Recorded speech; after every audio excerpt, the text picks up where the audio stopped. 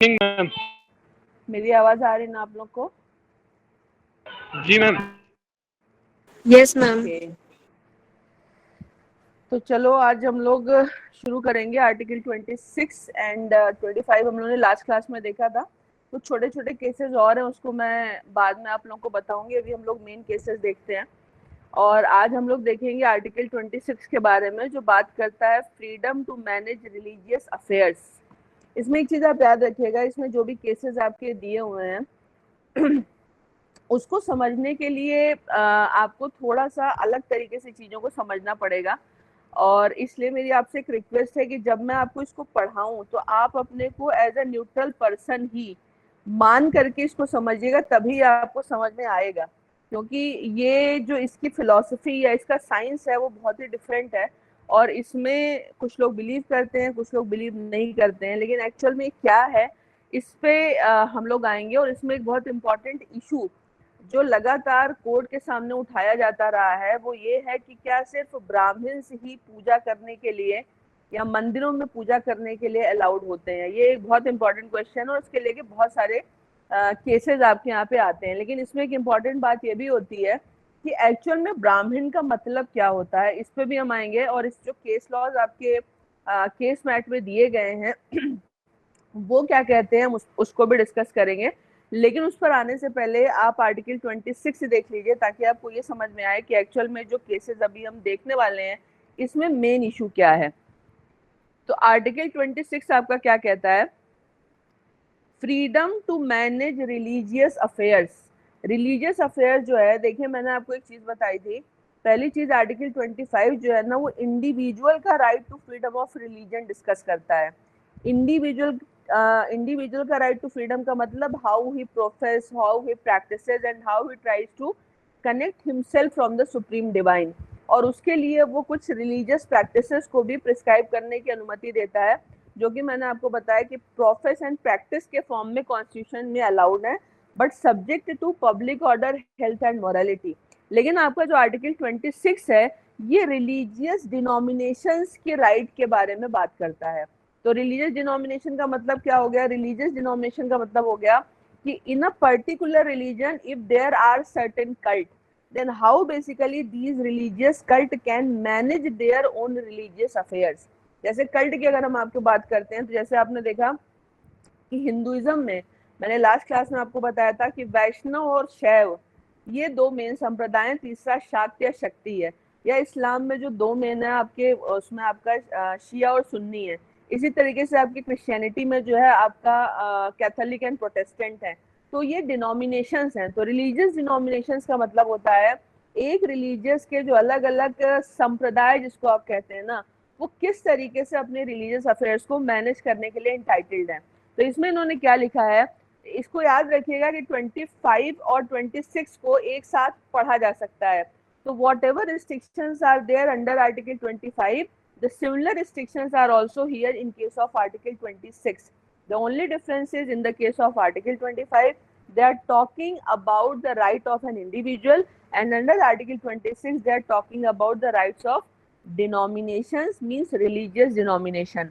तो ये इसकी जो स्टार्टिंग लाइन है क्या कहती है? कहती है subject to public order, morality and health, every religious denomination or any section thereof shall have the right। तो पहली बात ये है कि रिलीजियस डिनोमिनेशन का जो भी राइट है वो एब्सोल्यूट नहीं है, वो सब्जेक्ट टू किसके है? वही सब्जेक्ट टू है जो कि रिस्ट्रिक्शन आपके आर्टिकल 25 में प्रिस्क्राइब्ड है। दूसरा ये क्या कहता है? ये कहता है to establish and maintain institution for religious and charitable purposes. तो इसमें एक चीज याद रखिएगा, इसका डिटेल हम थोड़ा बाद में देखेंगे, बट इसमें एक चीज याद रखिएगा, एस्टैब्लिश एंड मेंटेन का मतलब होता है those who have established only they are allowed to maintain it. So suppose करिए कि अगर एक रिलीजियस कल्ट ने कोई रिलीजियस या चैरिटेबल पर्पस के लिए कोई चीज बनाई तो वही उसको मैनेज करेगा और मेंटेन करेगा जिसने कि उसको एस्टैब्लिश किया है। कोई दूसरा उसको जो है वो मेंटेन नहीं कर सकता। जैसे मान लीजिए कि एक सुन्नी मस्जिद है तो क्या शिया सुन्नी मस्जिद को मेंटेन कर सकता है? तो अगर याद रखिएगा, if it has been established by Sunnis then it can be maintained only and only by the Shias. ये हो सकता है कि शिया सुन्नी की मस्जिद में जाकर के नमाज पढ़े, लेकिन उसको मेंटेन करने का राइट सिर्फ और सिर्फ सुन्नी का होगा, क्योंकि उसको सुन्नी ने एस्टैब्लिश किया है। इसी तरीके से अगर आप देखेंगे तो वैष्णव और शैव में मैंने कल आपको बताया था कि शैविज्म जो है वो बहुत लिबरल है। जो वैष्णव होते हैं वो रिस्ट्रिक्टेड होते हैं, उनकी जो प्रैक्टिसेस होती हैं वो काफ़ी स्ट्रिक्ट होती हैं। जैसे आपने लॉर्ड अयप्पा का भी, हम लोग सबरीमाला का जब केस देखेंगे तो लॉर्ड अयप्पा के टेम्पल के बारे में बताएंगे, वो क्या इशू था हम उसके बारे में भी बताएंगे। लेकिन यहाँ पे जैसे शैव और वैष्णव हो गए, तो इसमें जो शैव ने इस्टेब्लिश किया है अगर, तो उसको मेंटेन करने का राइट भी शैव का ही होना चाहिए। और अगर वैष्णव ने इस्टेब्लिश किया है तो उसको मेंटेन वैष्णव ही करेगा, हालांकि वैष्णव शैव टेम्पल में और शैव जो है वो वैष्णव टेम्पल में जा सकता है। फिर ये कहते हैं कि to manage its own affairs in matters of religion, to manage its own affairs in matter of religion, इसका ये एक बहुत ही मैनेजिंग द रिलीजियस अफेयर, ये एक बड़ा ब्रॉड टर्म है। मैनेजिंग द रिलीजियस अफेयर्स में जैसे अगर आप टेम्पल का एग्जाम्पल लीजिए, टेम्पल का एग्जाम्पल मैं इसलिए ले रही हूँ क्योंकि टेम्पल में बहुत सारे रिचुअल्स को जो है वो फॉलो किया जाता है। तो जैसे मान लीजिए कि एक मूर्ति है, एक डीटी है, तो डीटी की मूर्ति को कौन टच करेगा, उसकी पूजा कैसे की जाएगी। जैसे आप लोगों ने देखा होगा, तो अगर भगवान विष्णु की पूरी पूजा पद्धति को देखिए, शिव की पूरी पूजा पद्धति को देखिए, या आप शक्ति की पूजा पद्धति को देखिए, तो तीनों में अलग अलग तरीके की पूजा पद्धतियां फॉलो की जाती हैं। जैसे अगर आपने लॉर्ड विष्णु का टेम्पल देखा है तो that is full of prosperity, so he lives like a king. उनका जो उनको अच्छे से मतलब खिलाया जाएगा, सुलाया जाएगा, नाश्ता कराया जाएगा, तो एक तो पर्सोनिफिकेशन किया गया है। इसमें हम बाद में डिटेल में आएंगे कि चीजें क्यों की गई। जो शैव टेम्पल्स होते हैं उसमें प्रॉस्पेरिटी उतनी ज्यादा नहीं होती। जो शक्ति के टेम्पल्स होते हैं उसमें बहुत जगह आपने देखा कि बलि प्रथा जो है वो चलती है। जैसे कि अगर आपने आसाम का कामाख्या टेम्पल देखा हो, या फिर अगर आपने बंगाल में दुर्गा पूजा देखी हो, या काली मंदिर जो होते हैं वहां पे आपने देखा होगा, तो शैव, शक्ति और वैष्णव, इसके जो रिलीजियस अफेयर्स होते हैं ये अलग अलग तरीके के होते हैं। तो रिलीजियस अफेयर्स में कौन मूर्ति को छुएगा, जैसे आपने कभी देखा होगा कि जब आप सैंक्टम सैंक्टोरियम में जाते हैं, यानी मंदिर का जो गर्भगृह होता है, तो आपने देखा होगा कि वहाँ बहुत सारे पुजारी होते हैं, लेकिन उसमें से मूर्ति को जो टच करने का राइट होता है ना, वो जो मुख्य पुजारी होता है वो सिर्फ और सिर्फ उसका होता है। उसके अलावा और कोई उस मूर्ति को टच करने के लिए इंटाइटल्ड नहीं होता। तो पूजा की जाएगी, तो पूजा कैसे की जाएगी, मंत्रोच्चारण कैसे किया जाएगा, मूर्ति को क्या कौन छुएगा, कौन कौन सी जो है प्रक्रियाएं अपनाई जाएंगी, ये सारी की सारी चीजें जो हैं वो आपके रिलीजियस मैटर्स के मेंटेनेंस में आती हैं। तो एक चीज आप याद रखिएगा कि आपका आर्टिकल 26 जो है वो रिलीजियस डिनोमिनेशंस को रिलीजियस मैटर्स, रिलीजियस अफेयर्स को मैनेज करने का भी राइट देता है। तीसरा इसमें आता है to own and acquire movable and immovable property. जैसे मैंने अभी आपने लॉर्ड जगन्नाथ का जो लेटेस्ट इशू है अगर उसको देखा होगा, बाद में हम उसको डिस्कस भी करेंगे, तो लॉर्ड जगन्नाथ जो है वो पुरी के राजा माने जाते हैं। तो एक्चुअल में सारी की सारी जो लैंड है ना वो जगन्नाथ टेम्पल की लैंड मानी जाती है। तो अभी आपने देखा उसमें एक इशू आया कि गवर्नमेंट जो है उस लैंड को एक्वायर करके उसको सेल करने का प्रयास कर रही थी। तो वहां पे एक इशू आया कि वो लैंड क्या जगन्नाथ टेम्पल की है, तो क्या उसको स्टेट एक्वायर कर सकता है क्या। दूसरा, मान लीजिए जगन्नाथ टेम्पल तो आपको बहुत पुराना टेम्पल हो गया, कोई अगर नया चैरिटेबल ट्रस्ट या जो है या जो रिलीजियस डिनोमिनेशन है वो क्या कोई मंदिर बना करके क्या लैंड को खरीद सकता है क्या, या लैंड का एक्सपेंशन कर सकता है क्या। तो मैंने आपको लास्ट क्लास में बताया था कि जो टेम्पल्स हैं वो हमेशा से इंडिया में पहले भी, आज़ादी के पहले भी और आज़ादी के बाद भी एक मेजर अट्रैक्शन रहे हैं ड्यू टू देयर प्रॉस्पेरिटी। और जैसे अभी आपने देखा कि आपका अयोध्या में राम मंदिर आया, तो राम मंदिर ने लगभग एक महीने में लगभग 2100 करोड़ रुपए सरकार को अर्निंग के रूप में दे दिए। तो 2100 करोड़ रुपए मतलब आप समझ सकते हैं कि अगर एक साल में अगर हम इनकम को लें तो सिर्फ आपके अयोध्या के राम टेम्पल से सरकार को कितनी जबरदस्त अर्निंग होने वाली है। इसीलिए टेम्पल्स जो हैं वो हमें बहुत अट्रैक्शन का केंद्र रहे हैं, पहले ब्रिटिशर्स का, उसके पीछे मुगल्स का, और बाद में जो है इंडिपेंडेंट इंडिया में गवर्नमेंट्स का। तो इसमें एक चीज आप याद रखिएगा, आप मूवेबल एंड इमूवेबल प्रॉपर्टी, जैसे जो दान आता है या बहुत लोग सोना दान करते हैं, या मान लीजिए कि कोई जो रिलीजियस डिनोमिनेशन है वो लैंड को खरीद के अपना एक्सपेंशन करना चाहता है, तो वो सारी चीजें करना आर्टिकल 26 में अलाउड है। लेकिन ये क्या कहता है, to administer such property in accordance with law. लेकिन जो भी प्रॉपर्टी आप खरीदेंगे उसका एडमिनिस्ट्रेशन आप कैसे करेंगे? इन अकॉर्डेंस विद लॉ। तो यहाँ पे जो आपका सब क्लॉज डी है ना, ये स्टेट को रिलीजियस अफेयर्स में इंटरफियरेंस करने का राइट दे देता है। रिलीजन रिलीजियस डिनोमिनेशन में या रिलीजियस अफेयर्स में इंटरफेरेंस करने का राइट कैसे देता है? जैसे कि मैंने आपको बताया था कि टेम्पल्स को सरकार जो है टेम्पल्स का पैसा ले लेती है, और एक्चुअल में वो पैसा जो कि रिलीजियस डिनोमिनेशन को जाना चाहिए in the name of movable property, वो असल में सरकार सारा पैसा लेकर के थोड़ा अमाउंट जो है वो मंदिरों को देती है। तो यहाँ पे आप देखिए कि इसको लेकर के बहुत सारे, जो मैंने आपको फ्री टेम्पल मूवमेंट का बताया था, उसमें बेसिकली जो मंदिरों का क्लेम है वो क्लेम ये है कि आप हमारी प्रॉपर्टी को हमसे ले लेते हो, जो कि हमारे आर्टिकल 26 में कवर है, और उसका एक छोटा सा पोर्शन अगर आप हमें दे रहे हो तो आप 26 को वायलेट करते हो। और उसमें मैंने आपको बताया कई बार वो जो अमाउंट होता है वो इतना कम होता है कि मंदिर के मैनेजमेंट के लिए और वहाँ पे जो प्रीस्ट होते हैं वो उनके सर्वाइवल के लिए भी मुश्किल होता है। और मैं बता रही लेटेस्ट इशू लॉर्ड जगन्नाथ का है, जिसको कि हम बाद में डिस्कस करेंगे। तो यहाँ पे एक चीज आप याद रखिएगा, इन अकॉर्डेंस विद लॉ में लॉ बना करके सरकार इंटरफियर करती है, प्रॉपर्टी को कंट्रोल कर सकती है, और साथ ही साथ वो जो आपके रिलीजियस अफेयर्स को कैसे मैनेज किया जाएगा वहां पे भी गवर्नमेंट का इंटरफेरेंस होता है। ये कब होता है, ये कैसे होता है, इस पे हम आएंगे। और इसमें एक चीज आप याद रखिएगा कि नॉर्मली आप देखेंगे, जैसे आपने देखा वैष्णो माता ट्रस्ट है, आपका ये आपके द्वारकाधीश का टेम्पल हो गया, या फिर आपका कोई भी जो बड़ा मंदिर रिनाउंड है वो एक ट्रस्ट से चलता है। तो ट्रस्ट के क्या होते हैं? ट्रस्टीज होते हैं। अब उस ट्रस्ट में पैसा, ऐसे आपने तिरुपति बालाजी का मंदिर देखा, अब तिरुपति बालाजी के मंदिर के अंदर अभी भी सिर्फ इतना सोना है ना कि वो पूरी दुनिया की, अगर आप जो है जितना गोल्ड रिजर्व अगर आप उससे कंपेयर करिए, या जैसे आपने केरला के टेम्पल देखे हैं वहां पे अभी भी इतना सोना है कि पूरी दुनिया में जितना सोना है उससे कहीं ज्यादा सोना आज भी भारत के एक एक मंदिरों में है। तो यहाँ पे क्या होता है, सरकार इसमें इंटरफेयर कैसे करती है? सरकार इंटरफेयर इस तरीके से करती है कि जो ट्रस्ट है वो इस प्रॉपर्टी को मैनेज ठीक तरीके से नहीं कर पा रहा है, और मैनेज ठीक तरीके से ना करने में एक जो मेन एलिगेशन इन ट्रस्ट के अगेंस्ट में लगाया जाता है वो ये लगाया जाता है कि ये जो पैसा आ रहा है ना इसका मिस अप्रोप्रिएशन हो रहा है, और ट्रस्ट के पर्पजेस के अलावा ये किसी और पर्पस के लिए खर्च किया जा रहा है, इसलिए हम जो है खुद इस पैसे को मैनेज करेंगे। और इसी तरीके से धीरे धीरे सरकारों ने इन टेम्पल्स को रेगुलेट करना शुरू किया। तो इन अकॉर्डेंस विद लॉ में वो लॉ बनाएंगे, और लॉ बना करके इन सारे के सारे जो आपके आर्टिकल 26 है उसमें अलग अलग जो डिनोमिनेशंस के जो अलग अलग सब राइट्स प्रोवाइड किए गए हैं उनको कहीं ना कहीं कंट्रोल करने की कोशिश करते हैं। और इसीलिए बहुत सारे ऐसे केसेस आपके आए हैं जिसमें कि लोग कोर्ट में गए हैं इस बेसिस पे कि जो गवर्नमेंट की पॉलिसी है वो सीधे सीधे जो है वो रिलीजियस अफेयर्स में इंटरफियर करती है।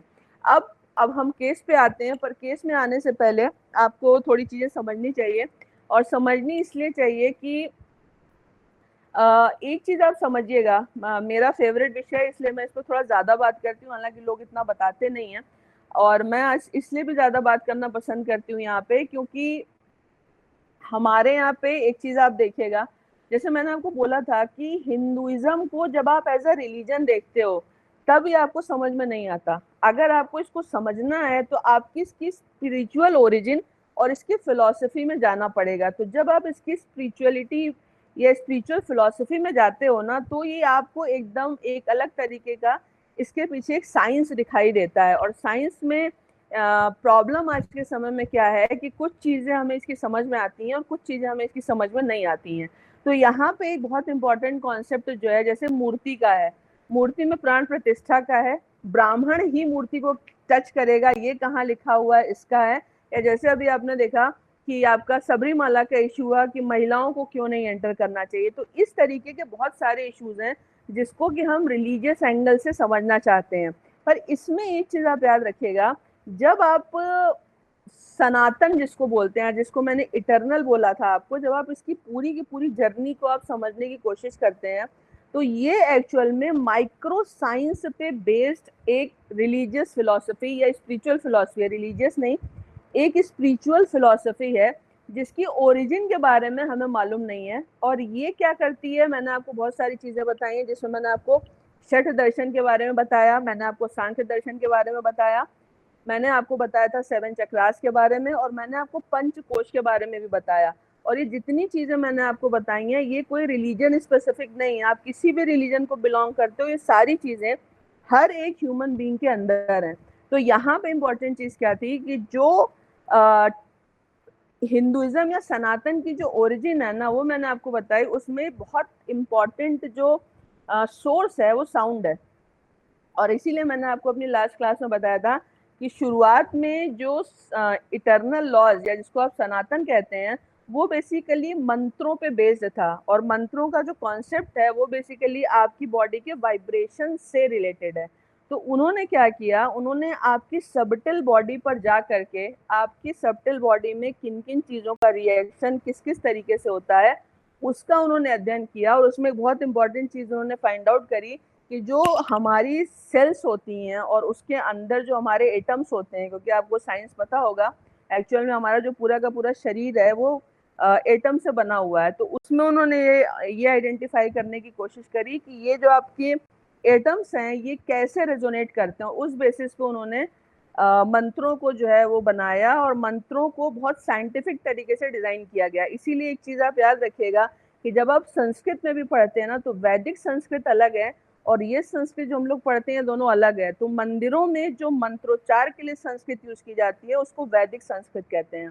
और वैदिक संस्कृत में एक बहुत इंपॉर्टेंट चीज़ है कि आपका उच्चारण जो है वो एकदम एक्यूरेट होना चाहिए, क्योंकि उस एक्यूरेट उच्चारण से आपकी बॉडी में जो एनर्जी जनरेट होती है, जो फ्रीक्वेंसी क्रिएट होती है, वो आपके पूरे के पूरे नर्वस सिस्टम को रेजोनेट करती है, और उस रेजोनेंस का जो इम्पैक्ट आपके ऊपर पड़ता है वो आपकी बॉडी को एक अलग तरीके से प्रभावित करता है। इसीलिए आप लोगों ने देखा होगा कि अगर आपका इलेक्ट्रॉन जो है वो चारों तरफ घूमता है न्यूक्लियस के, और अगर उसकी एनर्जी बढ़ जाती है ना, तो वो एक साइकिल को छोड़ करके यानी एक सर्किल को छोड़ करके दूसरे सर्किल में रोटेट करने लगता है। तो ये इस लेवल के माइक्रो लेवल तक ये गए, और इसीलिए मैंने आपको बताया था कि इंडियन नॉलेज सिस्टम और वेस्टर्न नॉलेज सिस्टम में मेन डिफरेंस ये है कि इंडियन नॉलेज सिस्टम आंख बंद करने से शुरू होता है, और वेस्टर्न नॉलेज सिस्टम सिर्फ उतने में बिलीव करता है जितना कि आपको खुली आंखों से दिखाई देता है। इसीलिए आपने यहाँ पे एक देखा होगा, अभी मैं एक बहुत रिनाउंड लैब में गई थी और वहाँ पे मैंने एक नई चीज़ देखी, और नई चीज़ ये है कि वो इस चीज़ का पता लगाने की कोशिश कर रहे थे कि जब कोई सैटेलाइट नहीं था तो यहाँ के ऋषियों ने एटम के स्ट्रक्चर से लेकर के सूर्य की रोशनी की स्पीड तक इन चीज़ों को उन्होंने कैसे मेजर किया, और उन्होंने पूरा जो आपका ब्रह्मांड है या जो कॉस्मोस है उसके बारे में उनका एक्चुअली जो इतना नॉलेज था वो नॉलेज उनको कैसे मिला, क्योंकि अभी भी मॉडर्न साइंस को समझ में नहीं आ रहा है कि उन लोगों ने ये चीज़ें कैसे ऑब्टेन करी थी। तो इसका मतलब ये है कि नॉलेज का कोई ना कोई ऐसा सिस्टम ज़रूर था जिसको कि आज हम या तो उस पर बिलीव नहीं करते या फिर हमें मालूम नहीं है, लेकिन उस समय वो नॉलेज एक्चुअल में एग्जिस्ट करता था। और इसीलिए मैंने आपको बताया कि इंडिया में जितने भी महान लोग हुए आपने हमेशा देखा होगा वो हमेशा ध्यान की मुद्रा में ही आपको दिखाई देते हैं। और उसका एक बहुत बड़ा रीज़न होता है जिसको कि मैंने आपको ब्रेन मैपिंग के केस में बताया था कि जब आप मेडिटेशन की डीप स्टेट में जाते हैं तो आपके दिमाग से जो वेव निकलती है उसकी वेवलेंथ जो है वो छोटी होती जाती है, और एक लेवल पे जाकर के कॉस्मॉस की जो वेवलेंथ होती है वो उससे कहीं ना कहीं मैच करती है, और जब वो मैच होती है तो बहुत सारी चीज़ें आपके दिमाग में अपने आप डाउनलोड होती हैं जिसको कि आप खुली आंखों से नहीं समझ सकते। जब आप ब्रेन मैपिंग के पूरे कॉन्सेप्ट को समझोगे तो अभी तक हम सिर्फ इतना पता लगा पाए हैं कि मेडिटेशन के हायर लेवल पे जाने पे हमारे दिमाग की वेवलेंथ कैसे छोटी होती जाती है, लेकिन यहाँ पे नॉलेज सिस्टम और ज़्यादा आगे गया और उन्होंने बताया कि आप कॉस्मोस से कनेक्ट होकर के वहाँ की चीज़ों को डाउनलोड कर सकते हो। और इसीलिए आपने देखा होगा कि यहाँ पे ऐसे ऐसे लोग हुए जिन्होंने हज़ारों साल पहले 1000 साल आगे की भविष्यवाणी कर दी थी, और उन्होंने बताया था कि आने वाले समय में चीज़ें ऐसे ऐसे होंगी। अब यहाँ पे प्रश्न ये होता है कि उन्होंने उतने समय पहले उन चीज़ों को कैसे देखा, या फिर बिना किसी इंस्ट्रूमेंट के उन्होंने एटम के स्ट्रक्चर से लेकर के यूनिवर्स के स्ट्रक्चर तक को कैसे पता लगा लिया कि यूनिवर्स का क्या स्ट्रक्चर है, या ह्यूमन बॉडी का फंक्शनिंग कैसे होती है, या सेल जो होती है वो कैसे फंक्शन करती है, इन चीज़ों के बारे में उनको कैसे आइडिया था।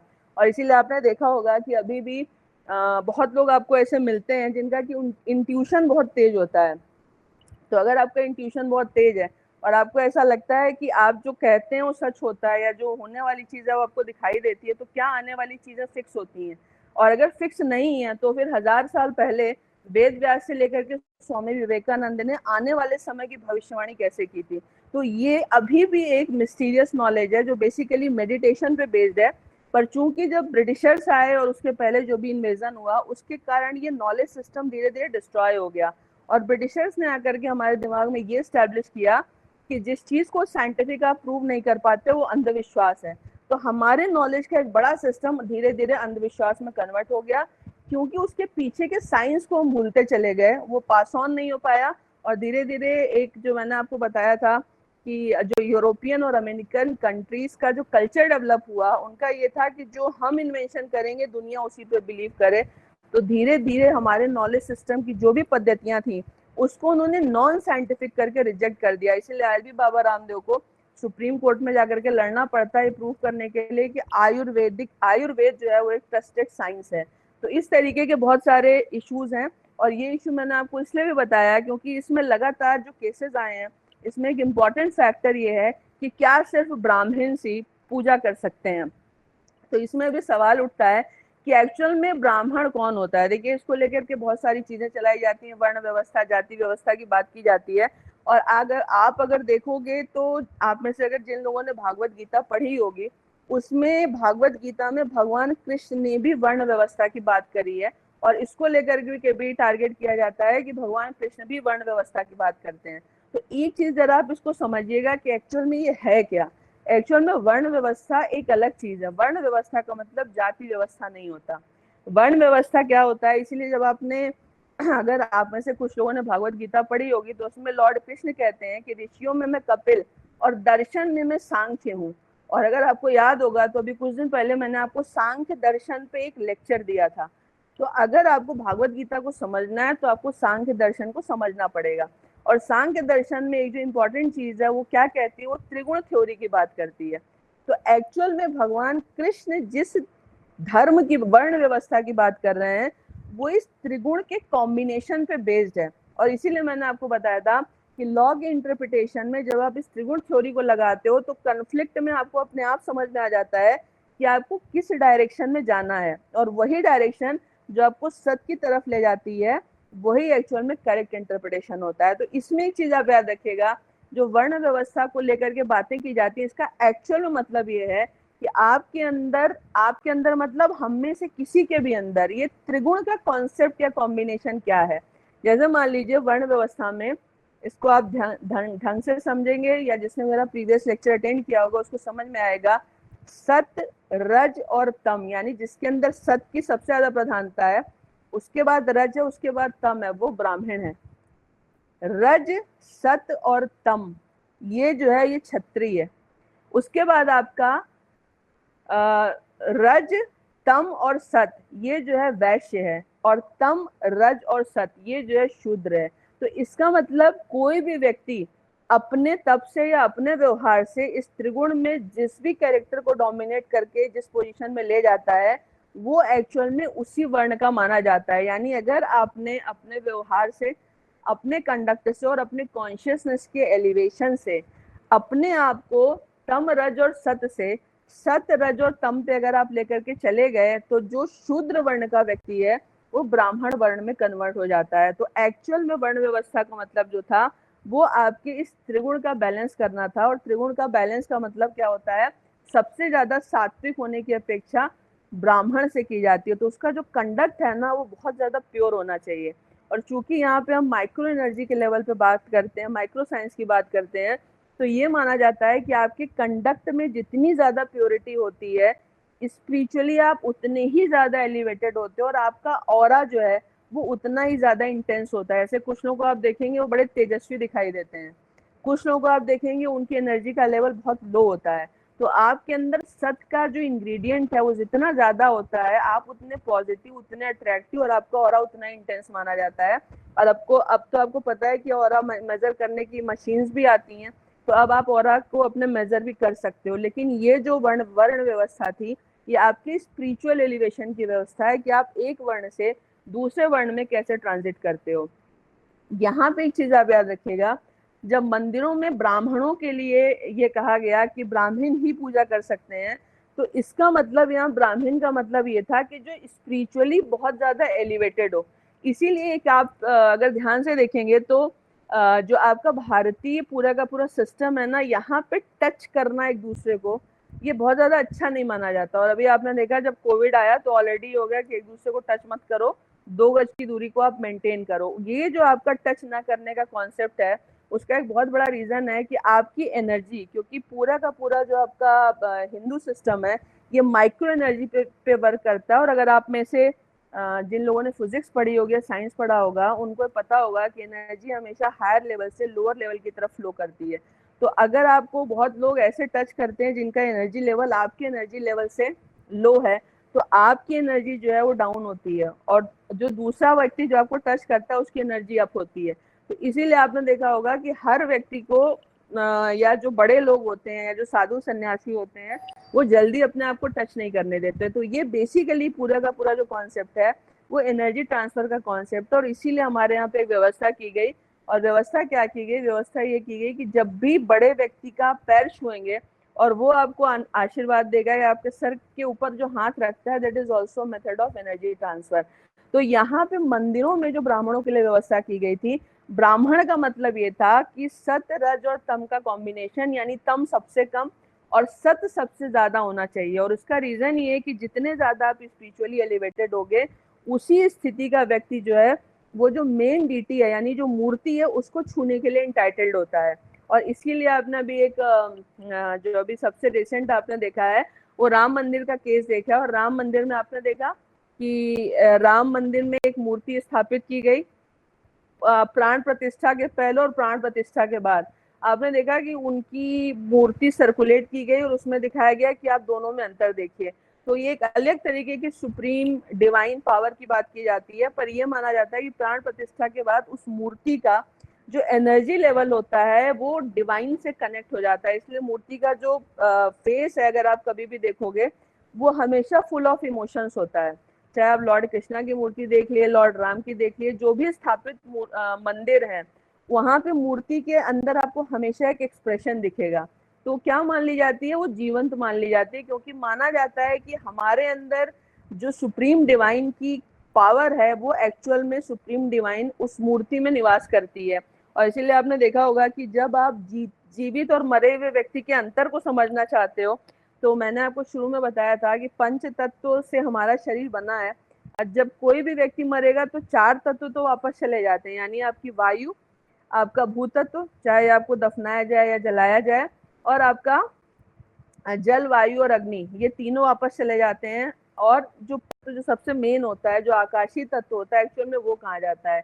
इस आकाशीय तत्व को ही सुप्रीम डिवाइन माना गया और ये बोला गया कि आकाशीय तत्व ही वापस जा करके वहीं पे मिल जाता है जहां से कि वो आता है। और सेम चीज जो है ये उस सुप्रीम डिवाइन के रूप में मूर्तियों के अंदर स्थापित होती है, माना जाता है। तो इसीलिए हमारे यहाँ पे जो व्यवस्था की गई उसमें ये कहा गया कि मूर्ति का एनर्जी लेवल इतना हाई होता है कि उसको छूने का राइट सिर्फ उसी व्यक्ति को होता है जो स्पिरिचुअली इतना एलिवेटेड है कि उसकी खुद की एनर्जी का स्टैंडर्ड जो है या जिसका खुद का ऑरा जो है वो बहुत ज्यादा इंटेंस है।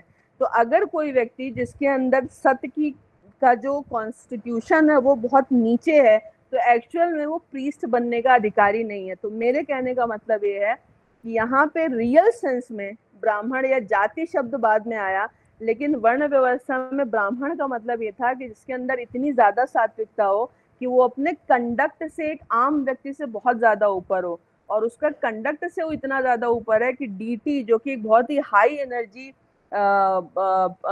आपकी मूर्ति होती है, उसको छूने के लिए सिर्फ वही अलाउड होता है। लेकिन अब क्या है, जो हमारा मॉडर्न साइंस है ना, वो इन चीजों में बिलीव नहीं करता। तो जब वो बिलीव नहीं करते और धीरे धीरे आपकी वर्ण व्यवस्था जो है जाति व्यवस्था में कन्वर्ट होने लगी, तो इस तरीके के बहुत सारे इश्यूज आने लगे कि सिर्फ ब्राह्मण को ही क्यों मूर्ति को टच करना अलाउ होना चाहिए। तो इस पे अलग अलग जजमेंट आए हैं। जो रीजन हमारा रिलीजियस था वो या स्पिरिचुअल था वो मैंने आपको बता दिया। धीरे धीरे किस तरीके से ये आपकी वर्ण व्यवस्था जाति व्यवस्था में चेंज हो गई और ऐसा हो गया कि आपका ये जो स्पिरिचुअल एलिवेशन का कॉन्सेप्ट था ये खत्म हो गया।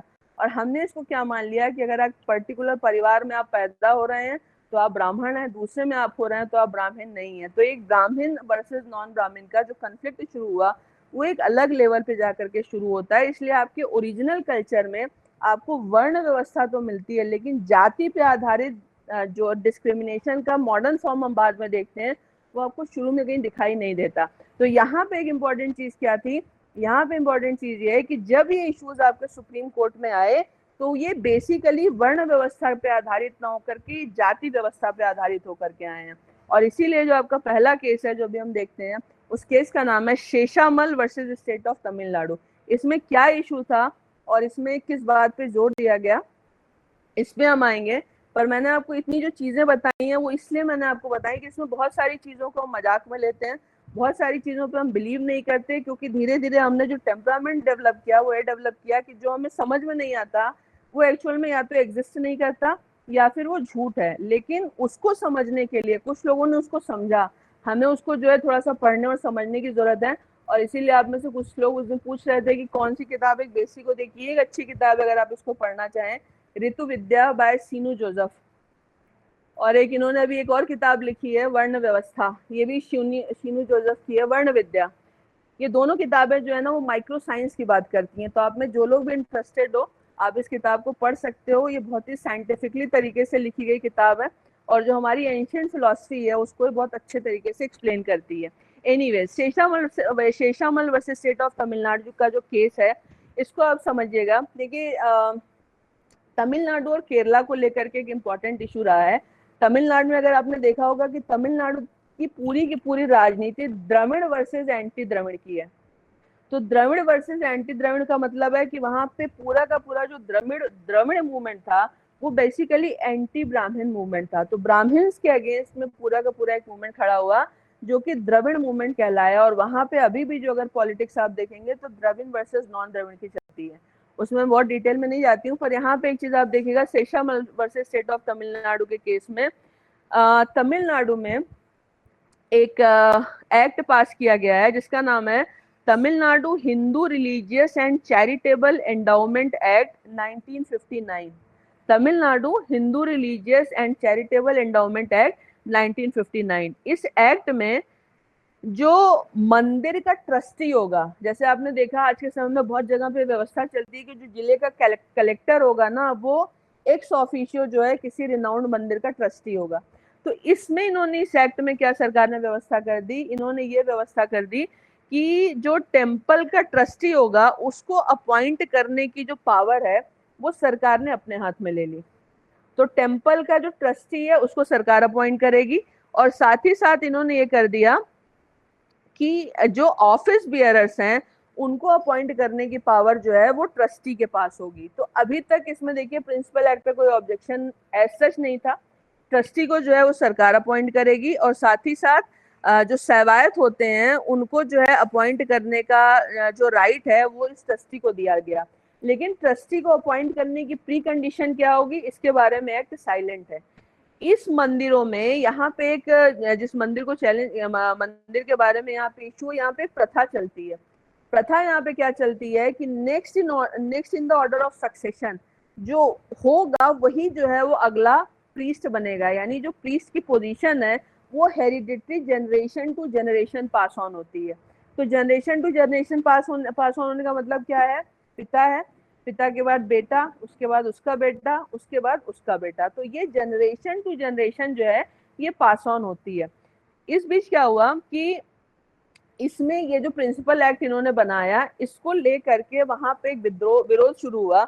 और विरोध किस चीज का किया गया, विरोध इस चीज का किया गया कि भाई ये जो आपके प्रीस्ट का अपॉइंटमेंट है जो हेरिडिटी पे बेस्ड है, उसके कारण क्या हो रहा है कि जो नॉन ब्राह्मण कम्युनिटी के लोग हैं वो जो है वो प्रीस्ट अपॉइंट नहीं हो पा रहे हैं। तो सरकार के ऊपर एक दबाव बनाया गया कि आप इसको ये करो कि सिर्फ ये हेरिडिटरी नहीं हो सकता, नॉन हेरिडिटरी यानी जो next in order of succession नहीं है वो भी मंदिर का प्रीस्ट अपॉइंट हो सकता है। तो यहाँ पे क्या हुआ कि वो भी मंदिर का प्रीस्ट अपॉइंट हो सकता है। इस चीज को करने के लिए ये जो 1959 का प्रिंसिपल एक्ट था इसको तमिलनाडु सरकार ने अमेंड कर दिया। और अमेंड करके इन्होंने क्या कर दिया, अमेंड करके इन्होंने ये कर दिया कि कोई नॉन ब्राह्मण भी जो कि या कोई भी व्यक्ति जो next in order of succession नहीं है वो भी जो है मंदिर का प्रीस्ट अपॉइंट हो सकता है।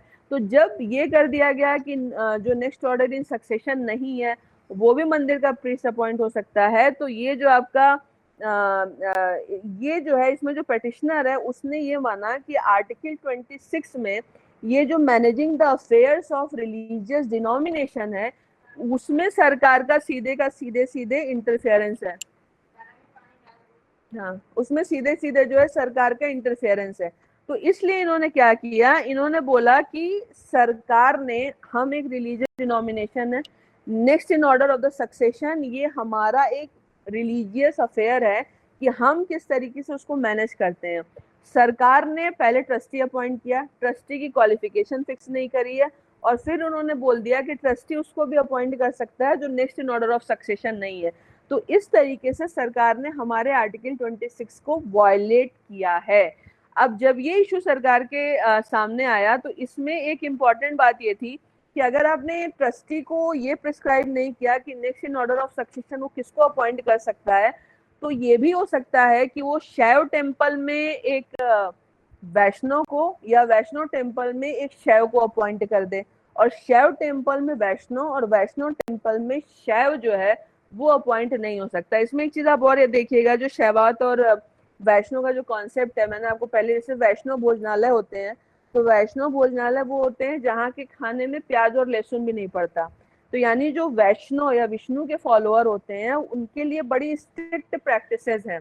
तो स्ट्रिक्ट प्रैक्टिसेस में जैसे इनका जो प्याज लहसुन बहुत लोग बोलते हैं कि क्यों नहीं खाना चाहिए, तो इसमें ये माना जाता है कि ये आपके नर्वस सिस्टम को ट्रिगर करती है, तो आपका जो नर्वस सिस्टम शांत रहना चाहिए वो अननेसेसरली इससे एक्टिवेट होता है। ये इसका साइंटिफिक रीजन या रिलीजियस रीजन आप कह सकते हैं माना जाता है।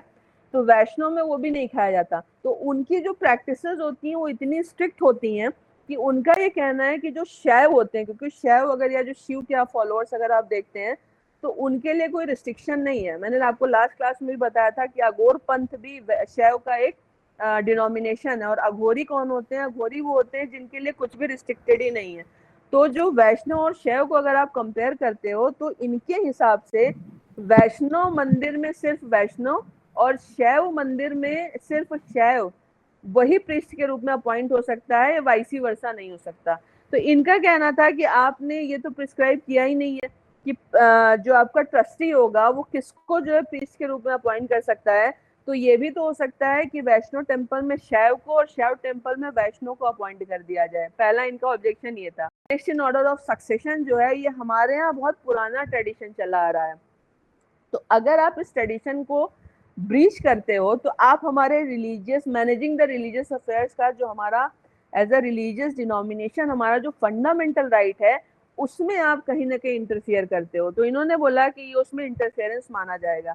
तो इसलिए जो है तमिलनाडु सरकार का ये जो अमेंडमेंट है ये 26 में 26 का इन्फ्रिंजमेंट माना जाना चाहिए and it should be declared as unconstitutional. So when this matter was brought before the Supreme Court has asked one question to the petitioner. petitioner से उन्होंने एक सवाल पूछा और सवाल उनसे ये पूछा कि क्या आप इसको सिद्ध कर सकते हो कि next in order of succession ये आपका क्या बोलते हैं, that is the essential part of your religious denomination. तो essential part of the religious denomination का मतलब है कि एक ऐसी प्रथा जो एक्चुअल में कभी भी ब्रीच नहीं हो सकती। तो सुप्रीम कोर्ट ने इनसे पूछा है कि अगर मान लीजिए किसी का कोई मेल सक्सेसर नहीं है तो उस कंडीशन में ये आपका जो ट्रेडिशन है या प्रैक्टिस है इसको आप कैसे फॉलो करोगे, नंबर एक। नंबर दो, मान लीजिए किसी की बेटी और बेटा नहीं है, तो बेटी तो प्रीस्ट अपॉइंट हो नहीं सकती, तो अगर बेटी प्रीस्ट अपॉइंट नहीं होगी तो उस कंडीशन में भी आपका next in order of succession का जो कॉन्सेप्ट है ये ब्रीच हो जाता है। या तीसरा, मान लीजिए अगर बेटा ही है बट बेटा डिसइंटरेस्टेड है तो भी ये ब्रीच हो जाएगा। तो जब तीन कंडीशन में ब्रीच हो सकता है तो आप ये कैसे कह सकते हो कि this is the essential part of your religious denomination and it can not be breached in any case. तो इसका जो जवाब था वो पिटिशनर के पास नहीं था और सुप्रीम कोर्ट ने इसमें बोला कि next in order of succession ये एक ऐसी कंडीशन नहीं है जो नॉर्मल कोर्स में भी ब्रीच ना हो सके। नॉर्मल कोर्स में भी अगर इस तरीके की सर्कमस्टेंसेस आती हैं तो आपका next in order of succession का जो कॉन्सेप्ट है वो फॉलो नहीं किया जा सकता। तो इसका मतलब आप ये नहीं कह सकते कि ये नॉन ब्रीचेबल कॉन्सेप्ट है। तो आपका ये कहना कि इसमें इसको चेंज करना किसी तरीके का जो है वो इंटरफेरेंस है आपके, या ये इसेंशियल राइट है आपके रिलीजियस डिनोमिनेशन का, इसको हम नहीं मानते हैं। दूसरा इन्होंने बोला कि आपने बोला कि next in order of succession में जो आपका ट्रस्टी होगा वो किसी ऐसे को भी अपॉइंट कर सकता है जो कि एलिजिबल ना हो, या जो next in order of succession का व्यक्ति अगर एलिजिबल है तो उसको नहीं अपॉइंट करेगा। तो सुप्रीम कोर्ट ने बोला कि ये सारी की सारी चीजें आपके हाइपोथेटिकल प्रिजम्पशंस हैं कि ऐसा होगा तो क्या होगा। तो उसमें उन्होंने बोला है कि अगर इस तरीके की कोई चीज होती है तो फिर आपके पास पूरा का पूरा राइट है कि आप वापस हमारे पास आ सकते हो और इन इश्यूज को उठा सकते हो कि जो next in order of succession है वो एलिजिबल होने पर भी नहीं बनाया गया, या जिसको बनाया गया वो वहां पे आने के लिए डिजर्व नहीं करता था। तो नॉर्मल कोर्स में जो आपका, आप कह सकते हो कि आर्टिकल 25 का सब क्लॉज 2 जो है, जो ये कहता है कि हिंदू रिलीजियस प्लेस को हर कास्ट के लिए ओपन कर दिया जाएगा, उसको एक स्टेप ऊपर भी लेकर के गए और उन्होंने बोला कि सिर्फ मंदिरों में एंट्री अलाउ नहीं होगी, बल्कि जो है कोई भी सुटेबल व्यक्ति, यहाँ पे नॉन ब्राह्मण की बात नहीं हुई इस केस में, इसको आप याद रखिएगा। इसमें बात सिर्फ ये हुई है, हालांकि इसको ओपन अप जो आपका तमिलनाडु और केरला का जो इश्यू, इसमें आप याद रखिएगा कि जब भी इस तरीके के रिफॉर्म लाए गए तो उसका मेन पर्पस ये था कि ब्राह्मण्स के साथ साथ नॉन ब्राह्मण कम्युनिटी के किसी भी व्यक्ति को मंदिर का जो है वो पुजारी बनाया जाए। तो इन्होंने बोला कि तो इसको आप ये भी कह सकते हो कि आर्टिकल 25 सब क्लॉज 2 जो हिंदू रिलीजियस प्लेसेस को हर कास्ट के लिए ओपन करता है, उसने इसको और एक्सपेंड किया गया और ये कहा गया कि सिर्फ वो एज अ वर्शिपर वो टेम्पल में एंटर नहीं करेगा, बल्कि वो प्रीस्ट की पोजीशन पे भी अपॉइंट हो सकता है। The only pre condition is कि उसको जो है आपकी रिचुअल्स का आइडिया होना चाहिए कि आपकी रिचुअल्स कैसे परफॉर्म की जाती है। तो आप हिंदू धर्म में आप एक चीज याद रखिएगा कि जो साउंड है ना, ये माना जाता है, इसीलिए मैंने आपको उस दिन एक चीज बताई थी, अगर आपने मुझे ध्यान से सुना हो, मैंने आपको बताया था कि आपके जो 5 एलिमेंट्स हैं के 5 अलग अलग कैरेक्टरिस्टिक हैं, जिसमें जो आपका आकाशीय तत्व है उसका जो रिफ्लेक्शन है या जो उसको जो रिफ्लेक्ट करता है वो साउंड यानी ध्वनि माना जाता है। और जो आपकी हिंदू धर्म या हिंदू रिलीजन है उसमें ध्वनि को बहुत इंपॉर्टेंट माना गया, इसीलिए यहाँ पे मंत्रों पे या मंत्रोच्चारण पे बहुत जोर है। और मंत्रोच्चारण पे अगर आप देखेंगे, अगर आपने किसी वैदिक स्कूल में जाकर के देखा होगा तो आप देखिएगा कि उनके हाथ मूव करते हैं, यानी हाथ ऊपर जाएगा तो उनकी पिच ऊपर जाता है, हाथ नीचे आता है तो उनका पिच नीचे आता है। वो वैदिक संस्कृत से उच्चारण को करते हैं और वहां पे भी यही कॉन्सेप्ट माना जाता है, जिसको कि बाद में आइंस्टीन ने अपनी थ्योरी में दिया, E = mc²। तो ये माना जाता है कि जो ध्वनि होती है वो कभी भी नष्ट नहीं होती। तो जो भी आप बोलते हैं या जो भी आप कहते हैं वो यूनिवर्स में अनंत काल तक रोटेट करता रहता है। और इसीलिए आपने देखा है कि इसमें मैंने शायद आप लोग को एक लेक्चर भी दिया होगा जिसमें मैंने आपको बोला था कि जब आप बोलते हो कि यूनिवर्स अनंत है तो एक्चुअल में जो चीज ध्वनि आपकी निकली या जो आपके कर्म आपके निकले वो कभी भी वापस नहीं आने चाहिए।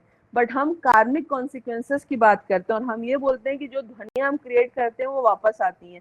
तो इसका मतलब ये यूनिवर्स जो है ये इनफाइनाइट नहीं हो सकता। इसको हम नाप ना पाए ये बात अलग है, लेकिन ये फाइनाइट इसको मेरे हिसाब से भी कहीं ना कहीं जरूर होना चाहिए और तभी ये चीजें रिफ्लेक्ट होकर के वापस आती हैं। इसलिए ध्वनि का जो कॉन्सेप्ट है वो ये कहता है कि आपने नेचर को जिस तरीके की ध्वनि दी वो आपको रिफ्लेक्शन में उसी तरीके का रिजल्ट देगी। इसीलिए आपने देखा होगा कि कोई भी ऐसा क्षेत्र जहाँ बहुत ज्यादा मारकाट होती है या लोगों को बड़ी हिंसा करके मारा जाता है, वो क्षेत्र जो है ऐसे माने जाते हैं कि लंबे समय तक वो पीसफुल नहीं रहते, क्योंकि वहां पे जो वाइब्रेशन निकली है ध्वनि की वो बहुत ही निगेटिव हो जाती है। और यूनिवर्स जो है जिस तरीके की एनर्जी आप यूनिवर्स को देते हैं, यूनिवर्स आपको रिटर्न में उसी तरीके की एनर्जी देता है। और इसीलिए आप याद रखिएगा कि हमारे यहाँ पे पूजा पद्धतियों में मंत्रोच्चारण पे बहुत ज्यादा जोर होता है और इसीलिए हमारे यहाँ ये भी बोला जाता है कि आप अच्छा बोलिए, क्योंकि जो आप बुरा बोलते हैं वो भी कहीं ना कहीं इसी यूनिवर्स में स्टोर होता है।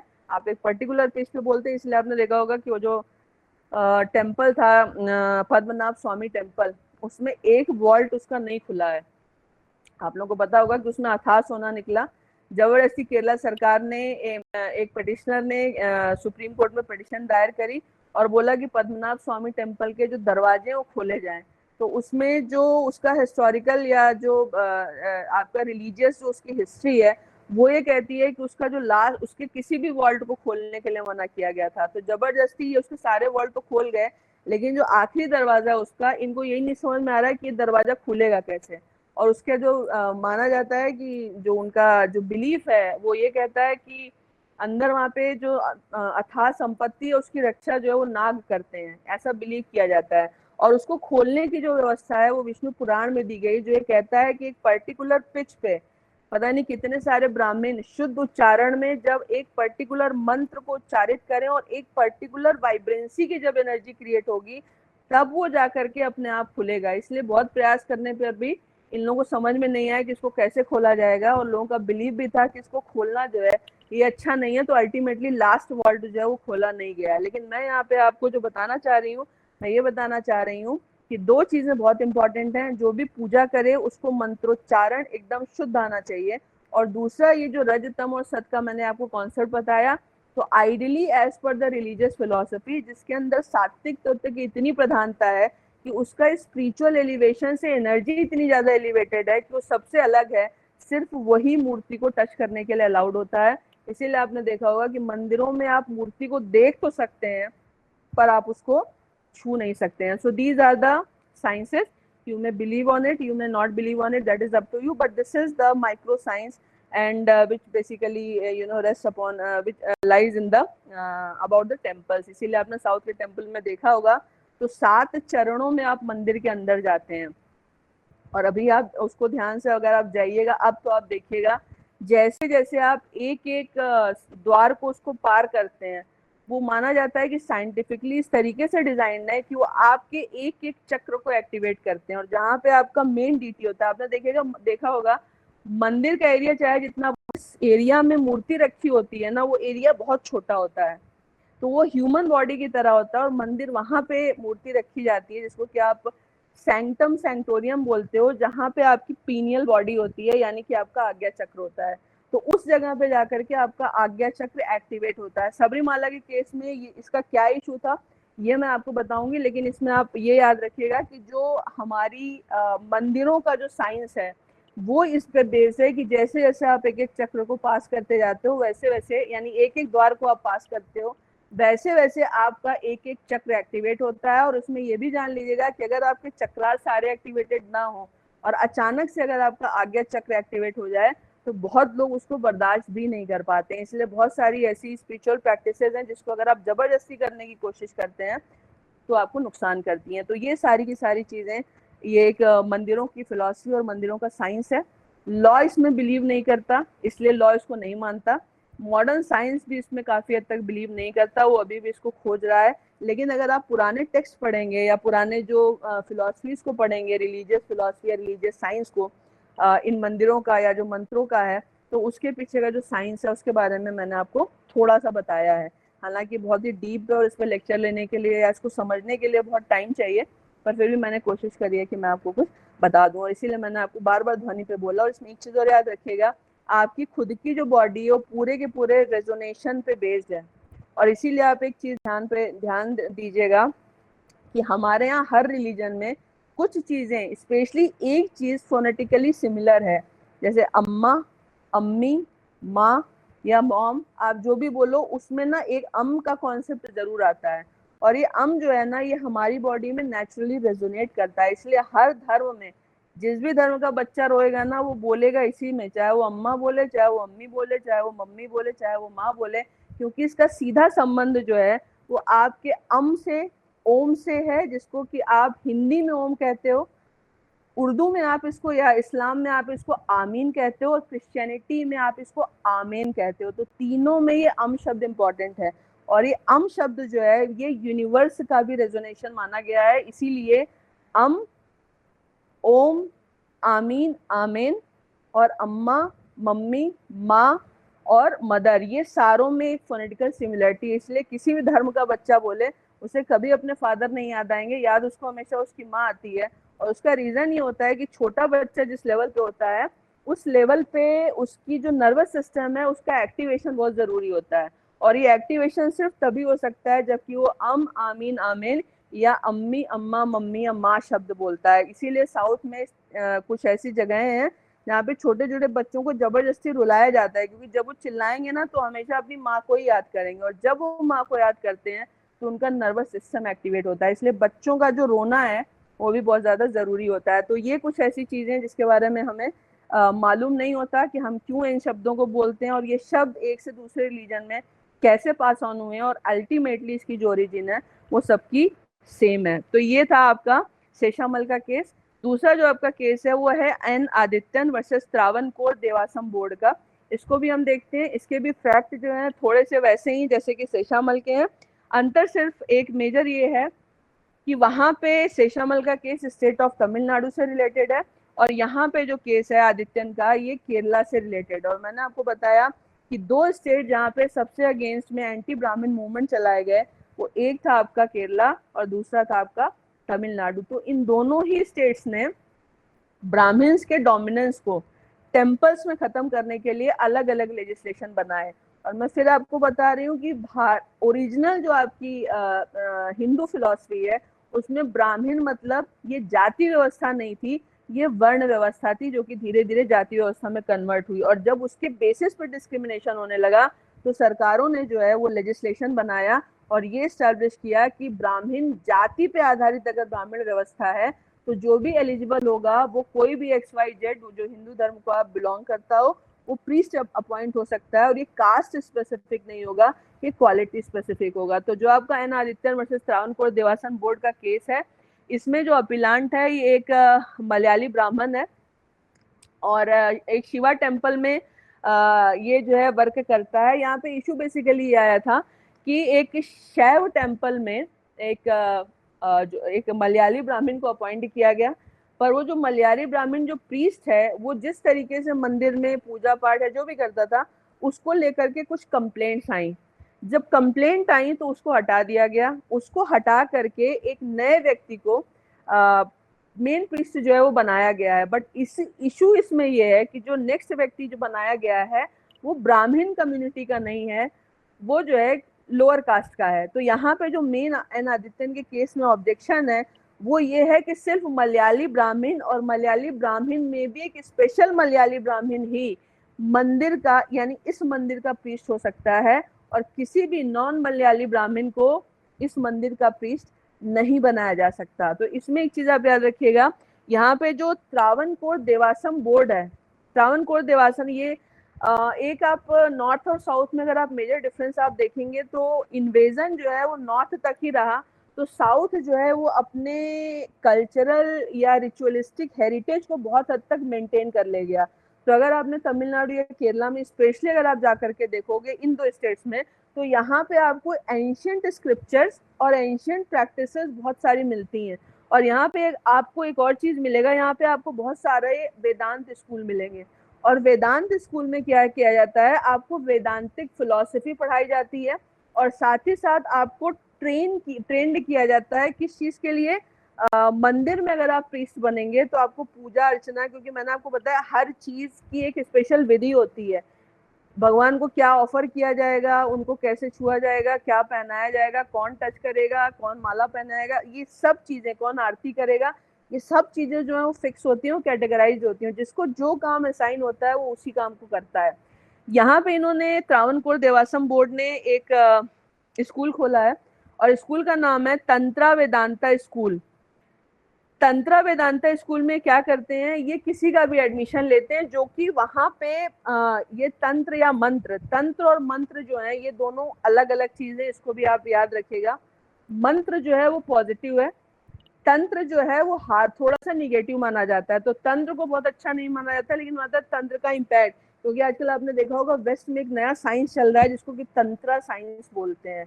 तो तंत्र का एक अलग साइंस है, ये भी जो है आपकी माइक्रो एनर्जी लेवल पे जाकर के वर्क करता है, तो उस पर मैं नहीं आ रही हूँ। पर यहाँ पे क्या सिखाते हैं, ये जो भी बच्चे एडमिशन लेते हैं इनको उसमें सारे तरीके के रिचुअल सिखाए जाते हैं कि मंत्रोच्चारण कैसे करते हैं, पूजा पाठ कैसे करते हैं। तो इसमें एक चीज और होता है कि जब भी कोई बच्चा इसमें एडमिशन लेगा तो उसका उपनयन संस्कार किया जाता है। एक चीज आप याद रखिएगा कि जो उपनयन है उसको भी माना जाता है कि ये सिर्फ ब्राह्मण्स का किया जाता है, लेकिन एक्चुअल में उपनयन का जो मतलब होता है होता है गुरु समीपम नयनम इति उपनयनम, यानी जब आप गुरु के समीप बैठ करके दीक्षा लेते हैं तो आपका एक संस्कार किया जाता है जिसमें आपको एक थ्रेड पहनाया जाता है, उसको उपनयन संस्कार कहते हैं। तो सिर्फ ब्राह्मण का नहीं होता, जो भी गुरु के बगल में बैठ करके समीप बैठ करके कैसे गुरुकुल सिस्टम में शिक्षा लेगा उसका उपनयन संस्कार किया जाता है। अगर आप यहाँ के वैदिक टेक्स्ट देखेंगे तो जो वैदिक टेक्स्ट में आपको साफ साफ दिखाई देता है कि लड़कियों के लिए भी गुरुकुल में शिक्षा अलाउड थी और लड़कियों का भी उपनयन संस्कार यहाँ पे किया जाता था। इसीलिए जिन लोगों ने वेद लिखा उसमें 27 जो थी वो महिलाएं थी, जिनको कि आप वेद ऋषिकाएं कहते हैं, जिनका कि प्रॉपर उपनयन संस्कार होता था। तो ये जो कहा जाता है कि मिसोजिनिस्टिक सोसाइटी थी, ऐसा नहीं है। पढ़ने का अधिकार था, शस्त्र चलाने का अधिकार था और उनको उतने ही राइट थे जितने की लड़कों को थे। तो उपनयन में आप याद रखिएगा ये ब्राह्मणिकल नहीं था, उपनयन एक प्रथा थी या एक रिचुअल था जिसमें कि गुरु जो है वो अपने शिष्य को एक थ्रेड पहनाता था और उसे अपने शिष्य के रूप में स्वीकार करता था, क्योंकि ये माना जाता था कि पहला जो माता पिता होते हैं, यानी जो पहला जो जीवन दाता होता है वो माता पिता होते हैं और जो दोबारा जीवन देता है वो गुरु होता है। इसलिए गुरु का यहाँ पे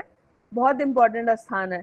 तो इस गुरुकुल में क्या किया जाता है कि उनका उपनयन संस्कार किया जाता है और उपनयन संस्कार कराने के बाद उनको प्रॉपर ट्रेनिंग दी जाती है। तो यहाँ पे क्या हुआ, जब पहला जो प्रीस्ट जिसके अगेंस्ट में कंप्लेन आई और जिसको रिमूव किया गया, तो दूसरे मतलब उस पोजीशन के लिए एप्लीकेशन निकाले गए और जब एप्लीकेशन निकाले गए तो उसमें जिसको सेकंड को अपॉइंट किया गया है, he was also an applicant. तो इसको जो है 234 एप्लीकेशन में 54 लोगों को चुना गया था, जिसमें एक ये था, the only issue in this case is he is not a ब्राह्मण, मलयाली ब्राह्मण। तो यहाँ पे मेन इशू ये है कि weather a non Malayali Brahmin can be appoint as a priest in this Shaiva temple. तो यहाँ पे मैंने जो आपको चीजें बताई हैं वो सारी चीजें तो हैं। इसमें एक इम्पॉर्टेंट चीज डिस्कस ये की गई कि ये ब्राह्मण जो मैंने आपको बताया सत्य रज और तम, ये कैसे जो है जन्म आधारित हो गई। तो इसमें बेसिकली इशू ये हुआ कि इनका ये कहना है कि ब्राह्मण जो थे वो जनरेशन टू जनरेशन अपने बच्चों में उस क्वालिटी को ट्रांसफर करते चले गए और धीरे धीरे ऐसा लगने लगा कि जन्म आधारित है, जबकि जन्म आधारित नहीं है। तो सुप्रीम कोर्ट ने यहाँ पे क्या बोला है, सुप्रीम कोर्ट ने यहाँ पे ये बोला है कि ब्राह्मण पुजारी इसलिए अपॉइंट नहीं होते थे कि सिर्फ ब्राह्मण ही पुजारी हो सकते थे। ब्राह्मण पुजारी अपॉइंट इसलिए होते थे क्योंकि उनके अलावा और किसी को ये पूजा पाठ या मंत्र उच्चारण या ये जो रिचुअल्स किए जाते हैं वो करना नहीं आता था। तो उनका ये कहना है कि ट्रेडिशनली ब्राह्मण इसलिए अलाउड थे क्योंकि उनके अलावा कोई जानता नहीं था, लेकिन अगर कोई और जानता है तो सिर्फ इस बेसिस पे आप उसको अलग नहीं कर सकते कि ही इज नॉट अ ब्राह्मण पर्सन। तो यहाँ पे सुप्रीम कोर्ट ने फिर मैंने आपको बताया कि जो 26B है उसको जो है ये आपके 25 सब क्लॉज 2 के कॉन्टेक्स्ट में पढ़ा है और उन्होंने बोला है कि सिर्फ रिलीजियस प्लेसेस हर हिंदू के लिए खुलने ही नहीं चाहिए, बल्कि एज अ प्रीस्ट भी वो अपॉइंट किया जा सकता है। तो प्रीस्ट अपॉइंट होने की प्री कंडीशन जो है वो उसकी कास्ट नहीं होगी, उसकी एलिजिबिलिटी होगी, और अदरवाइज अगर वो एलिजिबल है तो सिर्फ इस बेसिस पे कि वो ब्राह्मण नहीं है आप उसके अपॉइंटमेंट को डिनाई नहीं कर सकते। So Brahmins does not have monopoly over the position of the priest है, बिकॉज अगर आप इसको हमारे टेक्स्ट में भी देखते हो ना तो कहीं पे ऐसा लिखा नहीं गया, बाद में चीज़ें डिस्टॉर्ट की गई और डिस्टॉर्ट करके बहुत सारी चीज़ें मिसकम्युनिकेट की गई, लेकिन एक्चुअल में अगर आप देखोगे तो ऐसा कोई वैदिक टेक्स्ट नहीं है जो यही बोलता हो कि सिर्फ ब्राह्मण ही अपॉइंट हो सकते हैं। तो इसको ब्राह्मण का मतलब है कि जो उस चीज़ को डिजर्व करता है because of the dominance of सत एलिमेंट। तो ये आप याद रखिएगा, इसी चीज़ को सुप्रीम कोर्ट ने इसमें वैलिडेट किया है और उन्होंने बोला है कि जो भी जानता है पूजा पाठ करना या पूजा पद्धति को जानना है, रिचुअल्स को परफॉर्म करना, वो सिर्फ इस बेसिस पे इनएलिजिबल नहीं हो जाएगा कि वो ब्राह्मण नहीं है। और इसी कारण सुप्रीम कोर्ट ने अनानित्यन के केस में ये जो प्रीस्ट इसको अपॉइंट किया गया जो कि नॉन ब्राह्मण है और लोअर कास्ट को बिलोंग करता है, उसके अपॉइंटमेंट को वैलिड ठहराया है। तो ये था आपका एन आदित्यन का केस। तो ये दो केस जो है ऐसे केस हैं जहाँ पे आपने ये देखा कि क्या बोलते हैं, प्रीस्ट का जो अपॉइंटमेंट है ये बेसिकली दोनों के दोनों केसेस उससे रिलेटेड हैं और दोनों ही केसेस में इस चीज़ को बोला गया कि जो प्रीस्ट का अपॉइंटमेंट है वो कास्ट बेस्ड नहीं हो सकता, बल्कि ये परफॉर्मेंस पे डिपेंड करता है कि जिसको आपने अपॉइंट किया है वो कितना उस सारी पद्धति या रिचुअल्स के बारे में जानता है जिसको कि उसको उन मंदिरों में अप्लाई करना है। तो ये दोनों केस आपको समझ में आ गए? Yes ma'am. Yes ma'am. Yes ma'am. तो